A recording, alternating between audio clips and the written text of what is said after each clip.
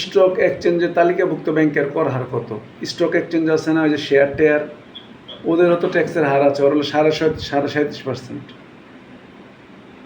Comilla city কর্পোরেশনের tax কত percent minimum tax? আবারও বলতেছে মিনিমাম কখন? যখন যে আমার 3.5 লাখের উপরে হয়ে যাবে পুরুষের ক্ষেত্রে, মহিলার ক্ষেত্রে 4 লক্ষ টাকার উপরে হয়ে যাবে, গ্যাজেটের মুক্তিযোদ্ধার জন্য 5 লাখ টাকার উপরে হয়ে যাবে, তখন 4,000 টাকা পর্যন্ত এটা পড়বে। আচ্ছা, এইবার দেখেন আমাদের ট্যাক্স কীভাবে পড়তেছে। নিট সম্পদ যদি কারো 15 কোটি টাকা অতিক্রম করে, একটু আগে বলছিলাম 4 কোটি টাকা যদি হয়, তাহলে কিন্তু আপনাকে এক্সট্রা টাকা গুনতে হবে। এখানে একটা তালিকা বলে দিল। আচ্ছা, কারো যদি নিজ সম্পত্তির পরিমাণ 15 কোটি টাকা হয়, তাহলে তাকে 20% ট্যাক্স দিতে হবে। 15 কোটি টাকা অতিক্রম করলে 20% ট্যাক্স দিতে হবে। চিন্তা করেন, 15 কোটি টাকার সম্পত্তি যদি থাকে, তাহলে আপনার 20% ট্যাক্স দিতে হবে। একবার তো ট্যাক্স দিয়ে সম্পদ করেছেন, তারপরে এত সম্পদ কেন আবার ট্যাক্স দেন?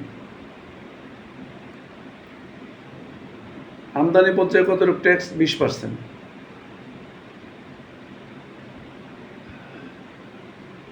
এবং কিছু কিছু প্রশ্ন আছে, আমরা পরে পড়ব। রিটার্ন দাখিলের ক্ষেত্রে উপকার কমিশনার সর্বোচ্চ কতদিন মন্তব্য করে? উপকার কমিশন 1 মাস দিতে পারেন। দাবির বিরুদ্ধে আপিল করা যায়, যে আপিল করা যায়।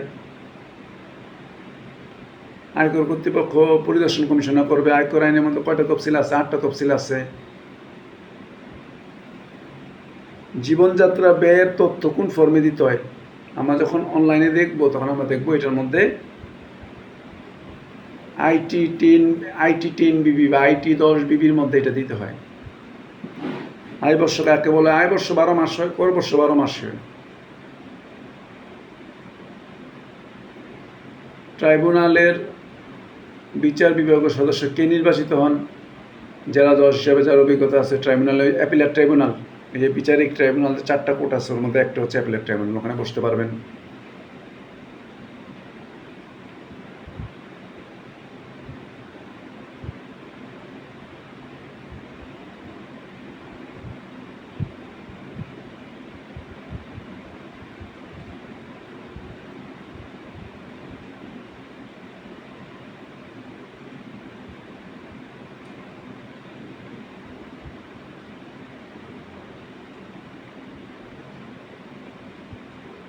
হ্যাঁ, এরপর আমরা বলবো আপিল কত দিনের মধ্যে করা যায়? 45 দিনের মধ্যে। আয়কর কর্তৃপক্ষ, এগুলো আমরা পড়েছি, এগুলো আপনার পারবেন। কর অবকাশ আলোচনা করেছি, ট্যাক্সে ছাড় দেওয়া।